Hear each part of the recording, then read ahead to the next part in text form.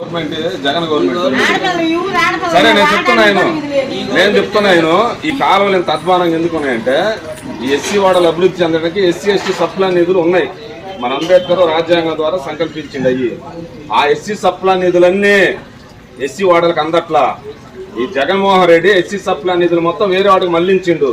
అందుకనే ఈ మాలపల్లెలో మాదిరిపల్లెలో మొత్తం మురిగివాడలాగా ఉన్నాయి. రేపు ఆ పొరపాటు జరగనీయకుండా తెలుగుదేశం పార్టీకి ఓట్లేస్తే ఎస్సీ సప్లా నిధులు మొత్తం అమలు అవుతాయి. ఎస్సీ కాలనీలు మళ్ళీ ఉద్యానవనాలుగా మారిపోతాయి. ఇంకొకటి ఏంటంటే 27 సంక్షేమ పథకాలు షెడ్యూల్ కులాలకు సంబంధించిన పథకాలన్నీ రద్దు చేసిండు.